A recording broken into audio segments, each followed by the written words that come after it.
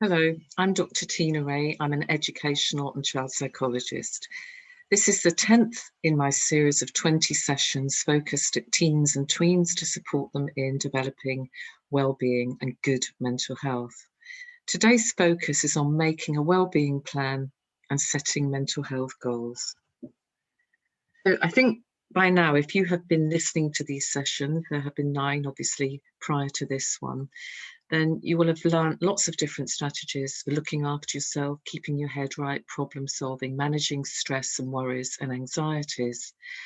And I think also what you'll probably realise by now is that it really is okay not to be okay. We now have lots of ideas as to how we can feel happier, more confident and less anxious for more of the time. And I think that's important. It's not okay to not be okay for a lot of the time. That's when we really do need to seek some additional help. But it is okay to have those days when it's not quite so good. But now we can begin to build a really good toolbox based on the evidence base from psychology of things that actually really do work for us in terms of keeping ourselves well, emotionally, physically, and mentally. And it is, as I said before, about what works for you, what really does make a difference to you. What you put in your toolbox for well-being is going to be what is specific to you and your needs. It may not be the same as your best friend or someone else that you know, but there may be things that work really well for lots of you. So, this is really about you developing what works for you.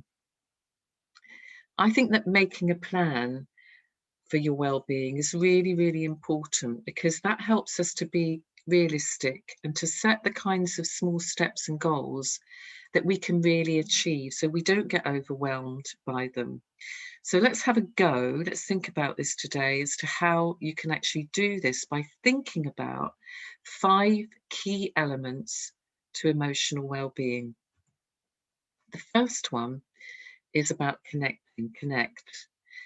If we're going to stay well, if we're going to keep a balance of real sort of happiness and feeling good about ourselves on a daily basis, then it's really important that we connect with others in a healthy way and we connect with people who are good for us, okay? The people that don't criticize, don't pull us down, but if they do offer us constructive feedback, it's constructive, okay? Those good, positive connections can really build our confidence, our self-esteem, and make us feel good. So being with people who make us feel good is vital. Connecting with them on a daily basis, find those people and stick with them. Be active. Absolutely essential. For 30 minutes of each day, we need to engage in some kind of physical activity that really does generate those feel-good chemicals and hormones. This really does help to protect our well-being overall. So it's about thinking how you can channel that, how you can timetable it into your daily schedule. Keeping on learning. I think it's really important to keep a well-being journal. So at the end of the day, always write down 3 good things, 3 things that I'm grateful for. I think about 3 kind acts I can do the next day. It's part of my positive psychology journaling process. I think as well, this learning is really, really important. Thinking about one thing that you may have learnt each day. It can be anything, something very, very small, maybe something a bit bigger. But did you learn a key fact in history, for example? Did you learn about a chemical reaction? Did you learn what was important to a friend, something about them that you didn't know previously? What do you know today that you did not know yesterday? Give, okay? This makes us happy because it produces, again, those happy hormones. This is really, really important for us. You feel good if you do good, in my view, okay? So try it. Think about ways that you can give and how you can do that, who those people are and how you can give to them. And this may be something as simple as giving time. So maybe to a younger child or sibling, someone that you can help with their reading, for example. It might be some time that you can spend with an older person who's lonely or someone who needs you to do a bit of shopping for them, or a small gift or a card that you could make for a friend in need. Mindfulness. Being mindful.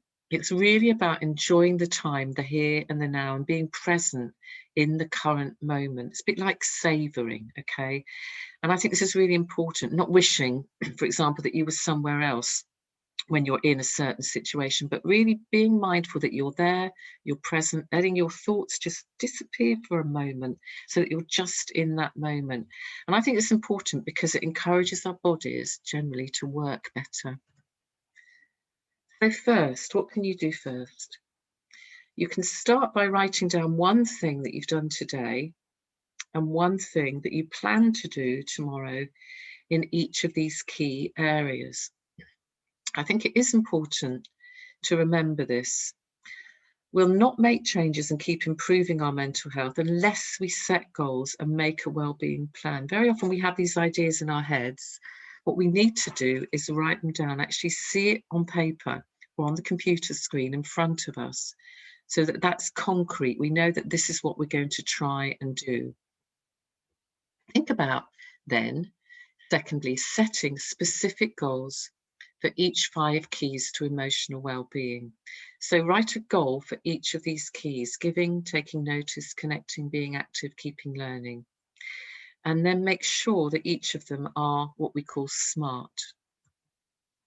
So what do I mean by SMART? You may well have heard of this acronym. SMART: specific, measurable, achievable, realistic and relevant, and time limited. So let's be very clear. I will keep active every day. That's my specific goal. It's measurable. I will time myself for 30 minutes every day doing my jogging around the park. Achievable. I can do it because I've got time after school and my friends agree to do it with me. It's not actually too hard for us both to do this together. We can encourage each other on our journey to keep fit and well and mentally fit. It's realistic and relevant. It's relevant to keeping me in good mental health, and I know that I can achieve it. It's also time limited, not only in the sense that I'm doing 30 minutes a day, but it's also time limited because in 3 weeks' time, for example, we will sit down and we'll review it. We'll see how many days we managed to do this, why it worked, when it worked best, what the conditions were that prompted us to really make sure that we did actually do that 30 minutes of jogging after school. Set a date to review this again with a friend or a trusted adult. Wellbeing plans are not set in stone, okay? So you may have different goals, you may produce those different SMART goals continually throughout the year, okay? It's not always going to stay the same because you won't need the same. You won't always use the same strategies, but those key areas of setting goals, this framework that I provided in those 5 key areas today, is a really, really useful framework that I think I myself use, and I know many, many other psychologists, children and young people that I've worked with have also used them. So I'm sharing something that I know that there's an evidence base for. It does work. But remember, it's about being flexible. If it doesn't work, if it doesn't, you don't find it helpful, then you change it, okay? But it's important that you review this continually on a regular basis with someone who you trust, who has your best interests at heart.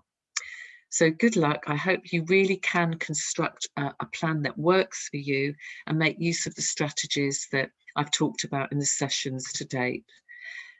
Hopefully, some of you may have looked at the Recovery Toolbox of Wellbeing by now, and you will find lots and lots of information, key tools and strategies from a range of different psychological approaches that you may want to incorporate into your wellbeing plan.